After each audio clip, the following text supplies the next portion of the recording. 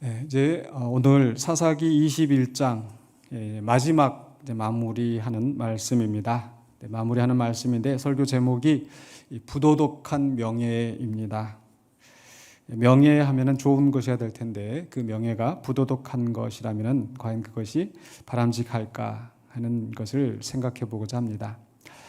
19장에서 기브아의 불량배들이 레위인의 첩을 욕보이고 또 죽게 만들고, 그것에 대해서 이제 레위인이 또 그 첩의 시체를 토막을 내서 이스라엘 각 지역에 보내고, 그렇게 돼서 이것이 이제 민족 분쟁으로 비화되는 그런 상황이 있었습니다. 지난주에 우리가 20장에서 보면은 그 레위인이나 또 베냐민 지파 사람들이나 또 이를 징계하고자 하는 온 이스라엘들이 잘못된 대처를 하였었고, 공의로운 심판 대신에 감정적인 그런 대립이 결국 민족 분쟁으로 비화되었다는 그런 것을 살펴보았습니다. 그 속에서 이스라엘 군사들도 막대한 인명 사상을 입게 되고, 그러나 결국에는 그 이스라엘 온 총회가 베냐민 지파를 이겼다라는 그런 내용으로 마무리가 되어지죠. 그리고 나서 이제 21장으로는 바로 이 전쟁 이후에 그 마무리하는 장면인데, 이 속에서도 그 계속되는 이스라엘의 악행과 비극이 반복되고 있습니다. 그리고 그 악행의 주체가 바로 이스라엘 총회라는 것이 참 안타까운 현실입니다. 이 이야기는 21장의 이야기는 전체로 한 세 부분으로 역시 나눠서 볼 수 있겠는데요. 먼저 1절로 7절에서는 이스라엘이 미스바 총회에서 모여서 그들이 잘못된 결의를 하는 것이 나옵니다. 21장 1절에서 이렇게 시작이 되고 있습니다. 이스라엘 사람들이 미스바에서 맹세하여 이르기를 우리 중에 누구든지 딸을 베냐민 사람에게 아내로 주지 아니하리라 하였더라. 이것은 지금 전쟁 후에 일어난 일이 아니라 아마 전쟁 전에, 지금 전쟁을 하기 바로 직전에 바로 미스바에서 이 결의가 되었던 것 같습니다. 바로 방금 전에도 설명드린 것처럼 이제 19장에서 기브아 불량배들의 그 악행들이 나오고 20장으로 넘어가면서 20장 1절에서 보면은 이에 모든 이스라엘 자손이 단에서부터 브엘세바까지와, 그러니까 저 북쪽에서부터 남쪽 끝에까지 모든 이스라엘이 이제 길르앗 땅에서 나와서 그 회중이 일제히 미스바에서 여호와 앞에 모였으니라고 되어 있죠. 이 미스바에서 이제 모든 사람들이 모였습니다. 그 모여서 그들이 이제 그 레위인에게 그 상황을 묻습니다. 또 레위인은 그것을 과장된 고소를 하였다고 지난번에 말씀드렸는데, 이 레위인의 고소를 듣고 이스라엘 사람들이 이제 이 일을 가만두고 볼 수가 없다. 그래서 이제 베냐민과 이제 전쟁을 하기로 결의를 하죠. 그래서 각 지파에서 이제 10분의 1 군사를 차출해서 전쟁을 하자라고 하는 내용이 이제 20장에서 이제 초반부에 나왔습니다. 근데 거기에는 기록되어 있지 않지만 그와 함께 바로 이 이스라엘 총회가 바로 이 베냐민 지파와는 이제 우리 베냐민 지파 사람들에게 아내를 주지 말자. 즉 이렇게 여자를 겁탈하고 욕보여서 죽게 한 이 베냐민 지파는 이제 마땅히 벌을 받아야 된다라는 생각으로 이제 바로 그 베냐민 지파에게는 딸을 아내로 주지 말자. 그리고 베냐민 지파에게 딸을 아내로 주는 그 사람은 베냐민 지파로 시집을 보내는 사람들은 다 저주를 받을 것이다. 이런 식으로 이 결의를 했다라는 거죠. 여러분, 사사 시대의 그 중요한 그 문제, 하나님을 진노하시게 만들었던 그 문제 중에 하나가 바로 가나안 족속들과 통혼하는 것이었습니다. 가나안 족속들과 언약을 맺지 말라고 그랬는데 하나님께서, 그런데 이스라엘 족속들은 가나안 족속과 통혼을 하면서 그들의 우상을 섬기고 그들의 나쁜 그 악습들을 따라 행하는 그런 형편이었었죠. 그런데 지금 이스라엘 족속들은 오히려 가나안 족속들과는 통혼을 하면서 도리어 베냐민 지파와는 통혼을 하지 말자라는 그런 이상한 결정을 한 것이었죠. 왜 이런 결정을 했을까요? 바로 이 결정은 성급하고 어리석은 결정이었습니다. 또 혼란스러운 생각과 과도한 복수심에서 만들어진 결정이었다고 이 성경 주석가는 이야기를 합니다. 물론 그 베냐민 지파가 그 기브와 불량배들을 두둔하고 나선 것은 잘못이었고, 더더군다나 기브와 불량배들이 그 여러 사람이서 또 레위인의 첩을, 나그네의 첩을 욕보인 것은 더할 나위 없이 나쁜 것이었습니다. 그런데 그것을 징계함에 있어서 그들을 향하여서 전쟁을 일으킨다든지 또 그들에게 아내를 주지 않기로 결의한다든지 하는 것은 과도한 그런 결정이었다는 거죠. 아마 자식을 기르는 부모는 혹시 그런 마음을 느껴본 적이 있으실지도 모르겠습니다. 자식이 잘못을 했어요. 그런데 그 자식이 잘못한 것 이상으로 내가 마음이 안 좋은 상태에서, 감정적으로 안정적이지 않은 상태에서 과도하게 매를 때린다든지, 때로는 그것이 징계를 넘어서 학대의 수준으로까지 가는 경우가 있다는 거죠. 그러니까 적절하게 그 죄에 맞게 징계를 하는 것이 아니라 내 감정에 휩싸여서 과도한 징벌은 오히려 학대가 될 수 있는 거죠. 바로 이 이스라엘 총회가 미스바에서 그런 베냐민 지파를 향하여서 싸우려고 하고, 그리고 그들에게 아내를 주지 않음으로써 그들과의 완전한 단절을 지금 결의했다라는 거, 과도한, 성급한, 어리석은 결정이었습니다. 그런데 그렇게 결정하고 나서 거기에서만 끝나는 것이 아니라 이제 지난 20장에서 나온 것처럼 1차, 2차에서는 이스라엘 총회가 전쟁에서 패했지만은 그러나 3차에서는 베냐민 지파 사람들을 이제 무찔렀습니다. 그때 25,100명 이렇게 해서 우리가 모든 베냐민 지파 군사를 거의 대부분 무찔렀는데, 단 20장 마지막 부분에 가서 보시면 20장 47절에 베냐민 사람 600명이 돌이켜 광야로 도망하여 림몬 바위에 이르러 거기서 넉 달 동안을 지냈더라. 그러니까 그 싸움에 참여했던 모든 사람들이 대부분이 죽고 단 600명만 남아서 지금 그 광야로 도망하여서 거기에 숨어 있는, 이제 게릴라전을 펼치고 있는 이런 상황이라고 볼 수 있겠죠.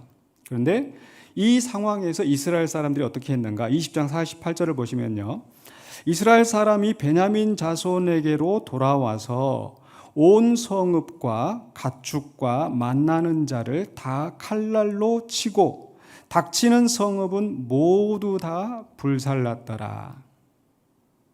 어떤 상황인지 상상이 되십니까?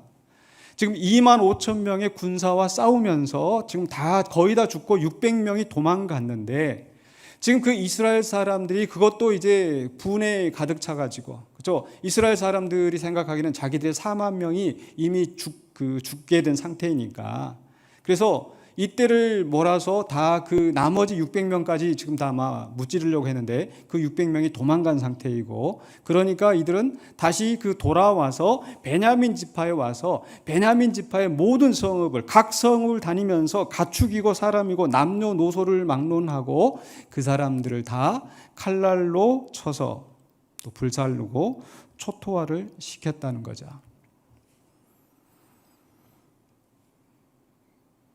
어떻습니까? 과연 이스라엘 총회가, 이스라엘 온 지파가 베냐민 지파를 향하여서 한 것이 과연 정당할까요?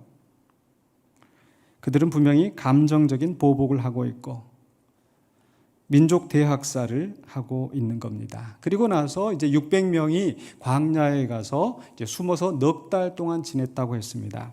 이 넉 달이 지나면서 이제 이스라엘 사람들이 좀 이제 감정이 어느 정도 추스러지고, 지금 베냐민 지파, 이 성경의 기사에 그대로 의하면은 베냐민 지파의 모든 남녀노소가 거의 다 죽고 단지 그 광야로 도망갔었던 600명의 남자들만 살아남은 상태입니다.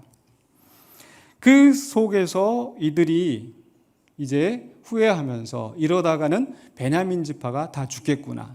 지금 600명만 남아 있어요. 그리고 남은 이스라엘 지파가 자기들은 절대 베냐민 지파 사람들에게는 딸을 주지 않는다. 그러니까 지금 이 600명은 가나안 족속들과 결혼하지 않는 이상 더 이상 자기들의 후손을 남길 수 없는 상황이 된 것이고, 그래서 결국은 베냐민 지파가 이스라엘 가운데에서 사라질 수밖에 없는 이런 상황이 된 겁니다. 이런 속에서 이스라엘 사람들은 오히려 하나님을 원망하고 있습니다. 21장 3절에 이르되 이스라엘의 하나님 여호와여, 어찌하여 이스라엘에 이런 일이 생겨서 오늘 이스라엘 중에 한 지파가 없어지게 하시나이까 하더니, 지난주에도 우리가 말씀 나누면서 이스라엘 사람들이 하나님 앞에 질문을 하는데 사실 그 질문이 과연 온전한, 정말 겸손하게 하나님의 뜻을 구하는 질문이었었는가? 첫 번째와 두 번째 질문이 그렇지 않을 것 같다라는 말씀을 드렸습니다. 오늘 이 질문 속에서도 이스라엘 백성은 왜 이런 일이 생겼습니까? 하나님께 겸손하게 묻는 것이 아니라 오히려 하나님을 향하여 원명하면서 하나님이 이런 일이 생기게 하셨습니까? 왜 한 지파가 없어지게 만드셨습니까? 하나님께 원망하고 있는 거죠. 그런데 20장과 다른 것은 21장에서는 하나님은 전혀 말씀을 하지 않으십니다. 20장에서는 그래 한번 유다가 올라가라. 다시 한번 올라가 봐라. 오히려 그 말씀하심으로써 그 이스라엘 사람들이 그 심판을, 그 자기들의 잘못을 깨닫게 되는 그런 과정이 있었지만은, 그러나 21장에 와서 하나님은 전혀 아무런 응답을 하지 않으십니다. 오히려 침묵으로서 이스라엘 사람들을 심판하시는 것 같습니다. 그 속에서 이스라엘 사람들이 스스로 방법을 찾습니다. 방법을 찾는데 그 속에서 이 사람들은 자기들이 했던 잘못된 또 하나의 결의, 바로 미스바에서 했던 잘못된 결의를 떠올리는 겁니다. 바로 21장 5절에서 이스라엘 온 지파 중에 총회와 함께하여 여호와 앞에 올라오지 아니한 자가 누구냐 하니 이는 그들이 크게 맹세하기를 미스바에 와서 여호와 앞에 이르지 아니하는 자는 반드시 죽일 것이라 하였습니다. 그러니까 베냐민 지파에게 아내를 주지 말자, 베냐민 지파와 전쟁을 하자, 이 결의한 외에 애초에 우리가 미스바에 모여서 다 일을 가지고 의논하자. 근데 오늘 미스바에 오지 않은 사람들이 있으면 반드시 죽이자. 바로 이스라엘 총회에 바로 이 획일화된 의견을 강요하고 다른 선택을 용납하지 않는 겁니다. 우스갯소리로 지금은 많이 좀 분위기가 달라졌지만 식당에 가서 주문할 때 짜장면, 짬뽕, 이렇게 볶음밥 다 시키는데 옛날의 분위기는 그랬어요. 다 이렇게 짜장면으로 통일해. 다른 거 시킨다고 하면은 괜히 막 그 사람을 막 이렇게 눈치 주고 그런 때가 있었습니다. 사소하게 식당에서 음식 시키는 것은 그렇다 할지라도 우리가 삶 속에서 여러 가지 복잡 미묘한 일이 있는데 그런 미묘한 일들을 결정함에 있어서 모든 사람들이 다 획일적으로 똑같이 생각할 수는 없을 겁니다. 그 속에서 그 다수의 선택을 강요하면서 다른 선택을 무시하는 것, 이것은 잘못된 거죠. 물론 우리가 민주적인 절차에 따라서 다수의 의견을 따라가는 것이 대체적으로 합당합니다. 그러나 그 속에서 때로는 소수의 의견이 바른 길로 갈 수도 있기 때문에 소수의 의견을 경청하고 그것을 정말 견주어서 다시 한번 생각해보고 바른 길로 찾아가는 것, 이것이 정말 민주적인 절차라고 생각을 합니다. 무조건 다 결정을 하고 이 결정에 어긋난 사람은 다 죄악시하고 또 그것을 죽이려고 하는 것, 이것이 이스라엘 총회의 잘못된 결정이었죠. 바로 이 사람들이 우리가 함께 모이지 않는 사람은 다 죽일 것이라, 반드시 죽일 것이라, 이렇게 말하는 것도 잘못됐죠. 이렇게 결정하는 것도 잘못됐죠. 왜냐하면 우리 성경은 분명히 그 죽여야 하는 법을 어떤 때 사형에 처하는지, 우리가 여호와 외에 다른 신을 섬기자라고 하면 그 사람 죽일 것이라, 살인한 사람은 또 그 살인으로 그 핏값을 갚게 한다든지 분명히 그 사형에 해당하는 죄를 정하고 있죠. 그것을 우리는 그 형법상의 원리에서는 죄형 법정주의라고 이야기를 합니다. 즉 범죄와 그에 따른 형벌은 미리 법률로 정해져 있고 법률에 정해져 있지 않거나 또는 그 법률에 정해진 이상의 형벌을 하지 못한다라는 겁니다. 이 죄형 법정주의와 다른 것은 죄형 전단주의라는 게 있습니다. 즉 범죄와 형벌을 법률로서 규정하지 않고 그 권위를 가진 관원이 임의대로 결정할 수 있다라는 거죠. 지금 우리는 좀 상상하기 어렵지만 바로 봉건 전제 국가에서는 이런 일들이 많았습니다. 이 영주가 자기의 재산을 또 왕에게 또 바치고 또 왕은 그 영주에게 권한을 주고 그 영주는 그 자기의 관내에서 자기가 임의대로 벌을 주는 겁니다. 어떤 때는 사소한 잘못을 가지고 사형을 처하게 한다든지 또는 중대한 범죄를 했는데도 자기가 가까운 사람이니까 관대하게 처분을 한다든지 이런 불의한 일들이 많이 있었다라는 거죠. 또 봉건 전제 국가뿐만 아니라 독재 국가에서도 그러하죠. 법에 의해서 그 법에 정해진 만큼 형벌을 하는 것이 아니라 그 권한을 가진 자가 괘씸죄로 물어서 임의대로 그 중벌을 내리는 것. 바로 미스바의 총회가 그러했었습니다. 사형시킬 만한 죄가 아님에도 불구하고 여호와 앞에 우리가 함께 모이지 않는 사람은 반드시 죽일 것이니라 라고 자기들의 고집대로 자기들의 소견에 옳은 대로 법을 정하고 그 법을 시행하려고 했다라는 거죠. 이 본문의 말씀 속에서 왜 지금 이 미스바 총회에서 그렇게 정했던 그 결의를 다시 지금 떠올리면서 또 그 총회에 오지 않은 사람이 누구냐라고 조사를 시키는 이유가 무엇일까? 그게 이제 그 다음에 8절로 15절에 바로 이야기에서 나옵니다. 8절로 15절에서 보면은 바로 야베스 길라 주민들을 이스라엘 사람들이 학살을 합니다. 21장 8절에서 이스라엘 지파 중 미스바에 올라와서 여호와께 이르지 아니한 자가 누구냐 하고 본즉 야베스 길르앗에서는 한 사람도 진영에 이르러 총회에 참여하지 아니하였으니. 그래서 10절에 계속 보면 회중이 큰 용사 12,000명을 그리로 보내며 그들에게 명령하여 이르되 야베스 길앗 주민과 부녀와 어린아이를 칼날로 치라. 너희가 행할 일은 모든 남자와 및 남자와 잔여자를 진멸하여 바칠 것이니라 하였더라. 바로 20장에서 베냐민 지파를 남녀노소를 막론하고 다 죽였던 그 이스라엘 사람들입니다. 그런데 이번에는 또 길르앗 야베스 길르앗에 가서 남녀 모든 주민을 칼날로 치고 다 진멸하라. 이게 어떤 전쟁의 상황에서 이런 일들이 있어야 되겠습니까? 바로 가나안 족속들을 진멸할 때 하나님께서 이 가나안 족속들을 다 진멸하라. 왜냐하면 그들 가운데 이 가나안 족속들과 함께하면서 우상을 섬기고 악행을 행하고 이렇게 죄에 물들 수 있기 때문에 근본적으로 차단하는 거죠. 마치 지금 우리가 코로나 전염병이 전파되지 않도록 우리가 이렇게 비대면으로 서로 거리를 두고 이렇게 하는 것처럼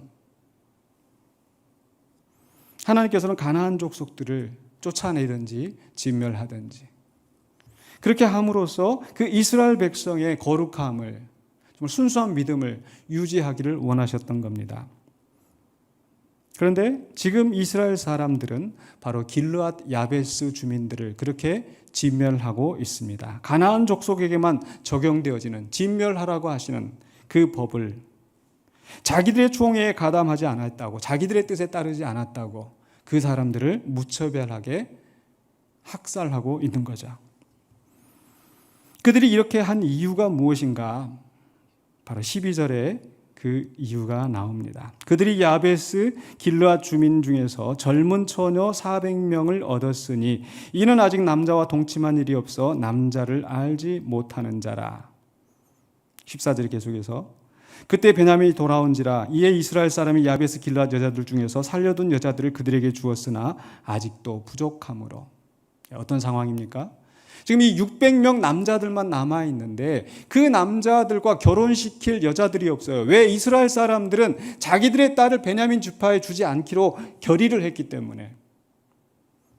그런데 그 총회에 나오지 않은 사람, 그 결의에 참여하지 않은 사람은 또 그들이 죽이기로 결의를 했으니까 길르앗 야베스 주민들을 죽이는 것에 대해서 전혀 양심의 거리낌도 없고 그러면서 그 가운데 그 여자들을 데려다가 이 베냐민 지파에게 아내로 준 것이죠.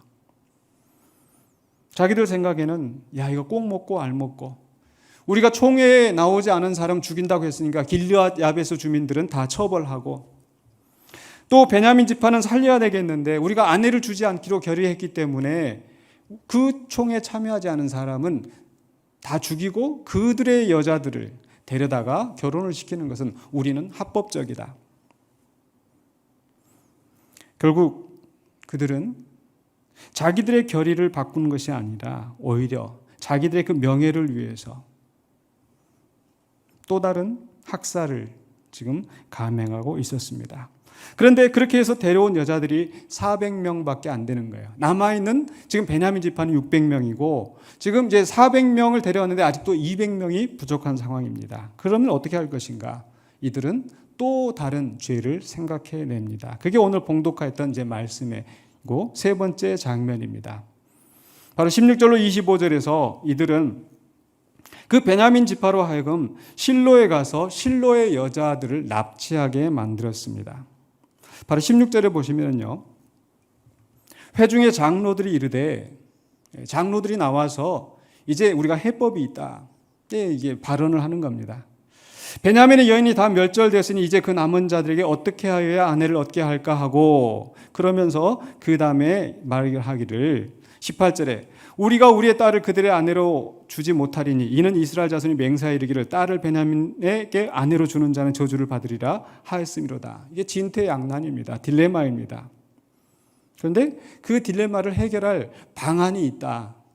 그 방안이 무엇인가? 19절에 또 이르되, 역시 그 장로들이 지금 제안하는 거죠. 보라, 베델 북쪽 르보나 남쪽 베델에서 세겜으로 올라가는 큰 길 동쪽 실로에 매년 여호와의 명절이 있도다 하고, 바로 실로에서 명절이 있는데 그 명절에서 여자들이 나와서 춤을 출 것이다. 21절에. 그래서 이 베냐민 지파에게 명령하기를, 가서 보다가 실로의 여자들이 춤을 추러 나오거든 너희는 포도원에서 나와서 실로의 딸 중에서 각각 하나를 붙들어 가지고 자기의 아내로 삼아 베냐민 땅으로 돌아가라. 뭡니까? 그 명절을 지키고 명절에 춤추러 나오는 여자들을 붙잡아다가 유괴에다가 납치에다가 아내로 삼아라. 명령을 하는 겁니다.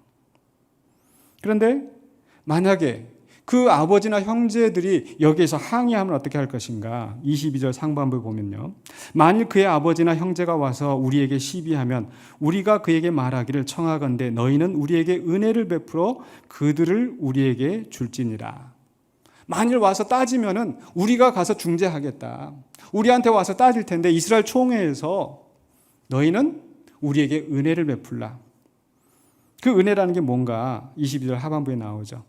이는 우리가 전쟁할 때 각 사람을 위하여 그의 아내를 얻어주지 못하였고 너희가 자의로 그들에게 준 것이 아니니 너희에게 죄가 없을 것임이니라 하겠노라 하매.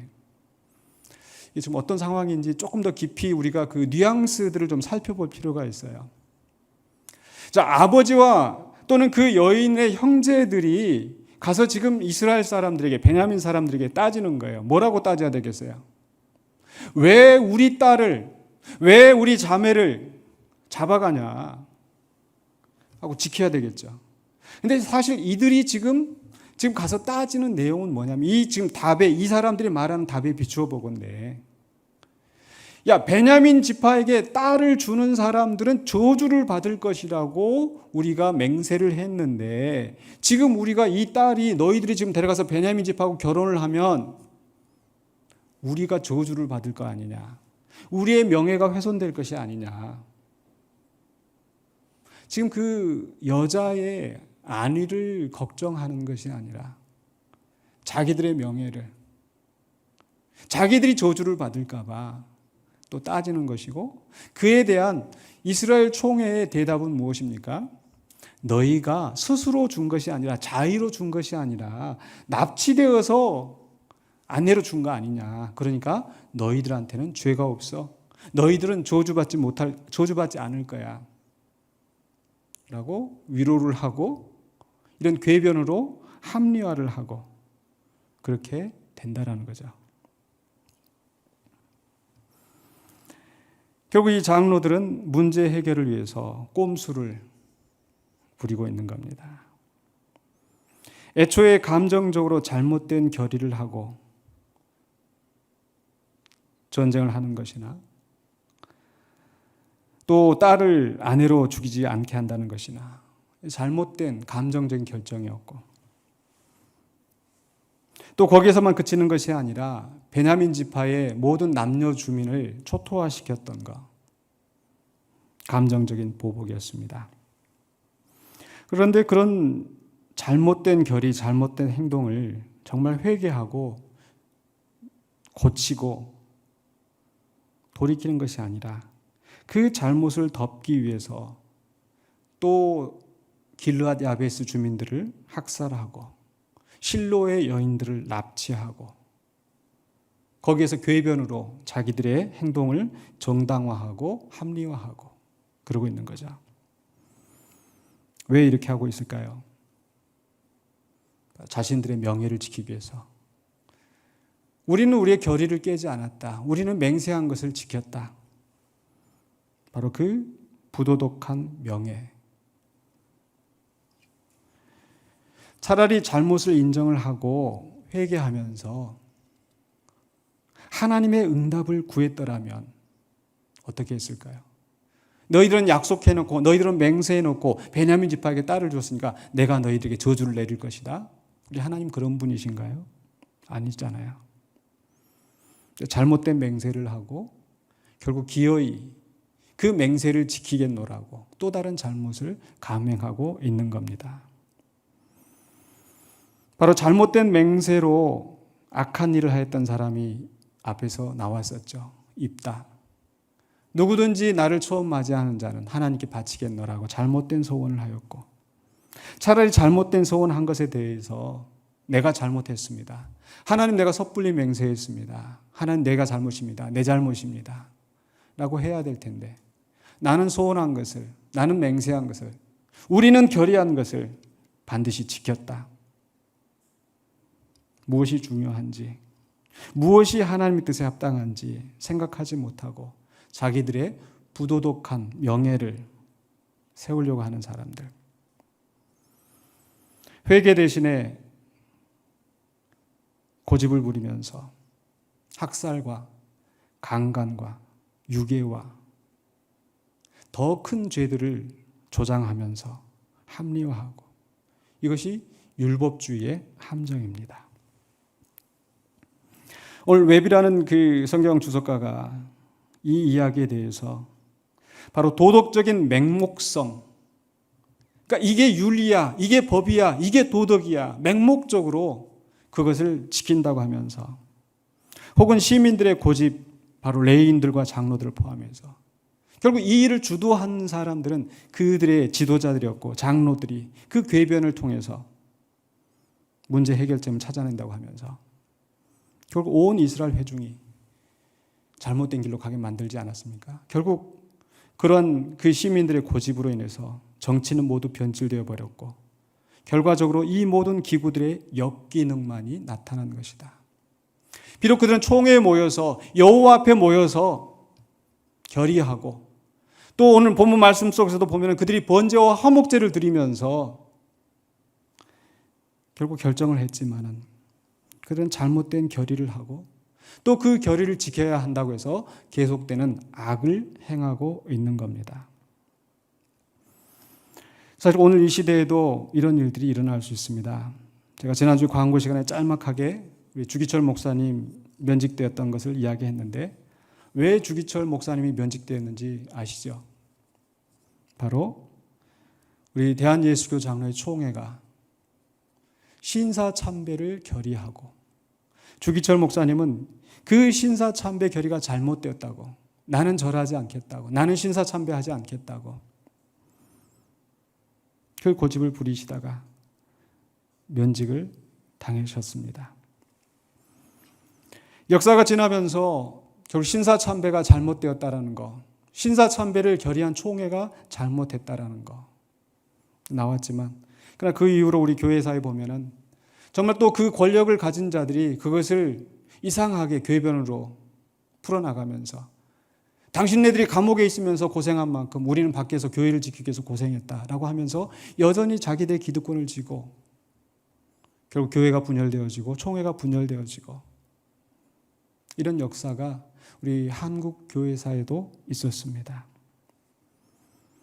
잘못된 결의를 했으면 깨끗하게 그 결의를 수정하고 피해자가 더 이상 나오지 않도록 해야 되는데, 이스라엘의 총회는 그렇게 하지 않았습니다. 결국 오늘 21장에 이제 이 기사의 마무리가 어떻게 되어집니까? 21장 23절에 가서 보시면 베냐민 자손이 그같이 행하여 춤추는 여자들 중에서 자기들의 숫자대로 붙들어 아내로 삼아, 말이 부드럽게 붙들어 이렇게 돼 있는데 그 숫자대로 납치하여 유괴하여 아내로 삼아 자기 기업에 돌아가서 성읍들을 건축하고 거기에 거주하였더라. 베냐민 자손들이 이 납치 유괴한 것에 대해서 죄책감이 있을 리가 없죠. 왜? 이스라엘 총회가 그렇게 결의해서 그렇게 명령해서 했으니까. 그래서 자기들은 우리는 합당해. 총회가 그렇게 시켰는데 그렇게 하면서 그 여자들을 붙들어서 유괴해서 자기 기업에 돌아가서 성읍들 건축하고 거기에 거주하고 자기들 좋은 대로 살아가는 거죠. 그럼 이스라엘 지파는 어떠했어요? 24절에 그때 이스라엘 자손이 그곳에서 각기 자기의 지파 자기의 가족에게로 돌아갔으니 곧 각기 그곳에서 나와서 자기의 기업으로 돌아갔더라. 베냐민 지파도 자기의 기업으로 돌아가고 이스라엘 각 지파들도 자기의 기업으로 돌아가고 그렇게 해서 이 기사는 끝이 납니다. 과연 여러분 이것이 해피엔딩일까요? 그 동화 속의 이야기처럼 둘이 결혼해서 왕자와 공주는 행복하게 잘 살았답니다. 바로 그런 이야기일까요? 이제 아내를 얻고 베냐민 지파는 그들 가운데 이제 없어지지 않게 되었고 베냐민 지파도 이제 자기 기업에 가서 이제 베냐민 지파를 유지하고 이스라엘 사람들은 이스라엘 사람들대로 자기 지파에 가서 자기 기업으로 돌아가서 이제 살게 되었으니까 모든 일이 다 해결되었는가요? 이 속에서 결국 그 고통당한 사람들은 누구입니까? 그럼 그 시대에 가장 약한 여인들. 갑자기 여호와의 명절에 잔치하러 예배하러 나갔다가 납치되어서 살아가야 했었던 실로의 여인들, 야베스 길르앗의 그 주민들, 또 그 여인들, 더 거슬러 올라가서 레위인의 첩, 또 베냐민 사람들. 결국 부도덕한 명예를 지키고자 그 권력을 남용하면서 궤변으로 또 힘으로 억지로 자기들의 생각대로 행하였던 이 사람들, 그리고 아무 일 없었다는 듯이 자기 기업으로 돌아가서 그렇게 살아가고 있습니다. 이게 이스라엘 안에서 일어났던 이야기입니다. 그리고 사사기의 저자는 마지막 사사기의 마무리를 이렇게 하고 있죠. 21장 25절에 그때 이스라엘에 왕이 없으므로 사람이 각기 자기의 소견에 옳은 대로 행하였더라. 각기 자기의 기업으로 돌아가서 그 속에서 각기 자기 소견에 옳은 대로 살면서, 왜? 그 가운데 이스라엘에 왕이 없었기 때문에. 한마디로 사사 시대는 바로 이 혼돈의 시대였다라는 거. 무정부 시대. 그 사람들을 바르게 통솔하고 바르게 하나님 뜻에 합당하게 이 나라를 이끌어갈 그런 왕이 없었기 때문에, 물론 궁극적으로는 하나님이 왕이시지만은, 하나님이 통치의 주권자이시지만은 그 통치에 합당하게 이 땅에서 하나님의 대리자로서 그 뜻을 성취할 신실한 왕이 없이 각자 자기 소견에 옳은 대로 행하면서 그것을 정당화하고 합리화하면서 힘 있는 자들이 약한 자들을 억압하면서 살아가는 시대. 결국 사사기 1장부터 21장까지 보면은 우리가 사사들을 살펴보면서 참 온전한 사사가 없었다, 결론적으로. 그나마 초기에는 드보라나 온니엘과 같은 그런 사사들이 있었지만, 그러나 시간이 지나면서 계속 보면은 기드온이나 삼손이나 입다나 할 거 없이 다 모두들 정말 문제가 있는 그런 지도자들이 아니었는가. 트렌트 버틀러, 바로 이 사사기 주석을 쓴 이분이 이렇게 이 부분에 대해서 이렇게 이야기를 했습니다. 사사기는 실패한 지도자들에 관한 이야기를 들려주지만 여전히 앞으로 주어질 의로운 왕을 바라본다. 이렇게 지금 계속되는 이 실패한 지도자들의 이야기를 보여주면서 그리고 앞으로 주어질 의로운 왕, 정말 바람직한 의로운 왕이 있어야겠다. 그 의로운 왕이 누구일까?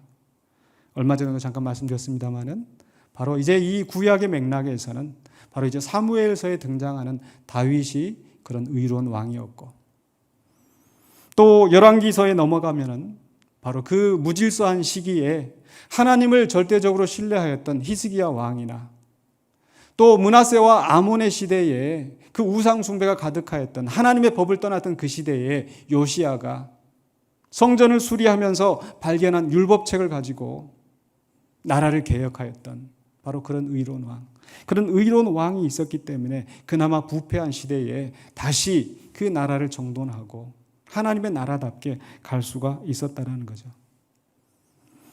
그러나 이스라엘의 역사에서 그런 의로운 왕들은 한계가 있었고 결국 그 나라는 무너지고, 그리고 바로 그 실패한 그 속에서 하나님은 당신의 아들 예수님을 이 땅에 보내셔서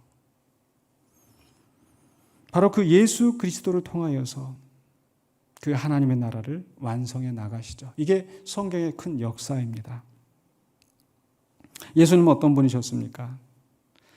예수님은 율법을 완성하신 분이시지만 예수님은 율법의 문자에 매여 있는 분이 아니셨어요.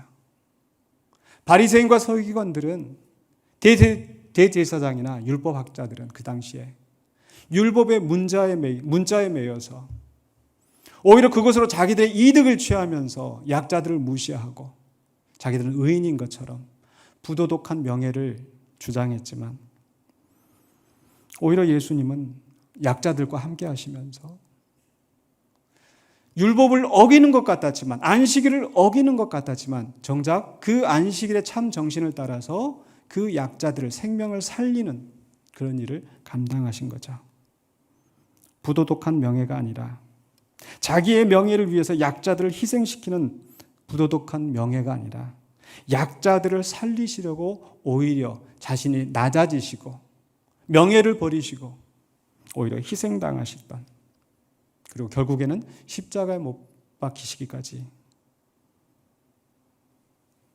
최악의 그런 낮아짐, 고난을 감당하셨습니다. 오늘 그 예수 그리스도의 희생으로 말미암아 우리가 구원을 얻었고, 바로 그 예수 그리스도가 우리의 왕, 우리의 주가 되신 줄로 믿습니다. 그래서 그때 이스라엘의 왕이 없었고 자기 소견에 옳은 대로 행하였지만 우리에게는 예수 그리스도가 우리의 왕이 되시고, 예수 그리스도의 교훈을 따라서, 예수 그리스도의 모범을 따라서 우리가 하나님의 뜻을 행하며 가야 될 줄로 믿습니다. 또한 아울러서 예수 그리스도가 우리의 왕이시지만 그렇다고 해서 우리 가운데 더 이상 지도자가 필요 없는 것은 아니겠죠. 우리 안에 바로 이런 예수 그리스도를 따라가는 의로운 지도자들이 세워져야 될 줄로 믿습니다. 또한 이미 세워진 지도자들은 바로 예수님과 같은 의로운 왕으로서, 의로운 지도자로서 하나님의 뜻을 우리 가운데 실현시키는 그 일을 위해서 우리가 노력을 해야 되겠습니다. 율법주의자가 되는 것이 아니라 율법의 문자에 매여서 오히려 하나님의 뜻을 거스르는 자들이 아니라 자신의 명예와 자신의 이익을 위해서 더러운 명예를, 부도덕한 명예를 지키기 위해서 애쓰는 것이 아니라 오히려 자기를 희생하고 그 속에서 하나님의 뜻을 분별하고 순종하면서 올바른 정치를 해나가는 우리 지도자들이 세워지고, 또한 우리 온 성도들은 우리 공동체 안에서 바로 거기에 협력하면서 함께 하나님의 뜻을, 하나님의 나라를 이루어가는 신실한 우리 영광교회가 되시기를 주의 이름으로 축원합니다. 기도하겠습니다. 거룩하신 아버지 하나님, 은혜를 감사합니다. 오늘 우리에게 주시는 말씀을 붙잡고 우리가 주님 앞에 나아가기를 원합니다. 우리의 명예와 우리의 자존심을 지키기 위해서가 아니라 하나님의 뜻을 분별하고 하나님의 의가, 하나님의 나라가 이루어지도록 우리가 헌신하며 애쓰는 우리들이 되기를 원합니다. 또한 우리 안에 온전한 지도자들을 세워주시고 또 세우신 지도자들이 정말 주님이 기뻐하시는 주님의 뜻을 합당하게 이루어 나가는 신실한 지도자들 되게 해주시고 또한 온 성들이 합력하여서 하나님의 나라를 이루어가는 우리 군산영광교회 공동체가 되게 하여 주시옵소서. 예수 그리스도 이름으로 기도하옵나이다. 아멘.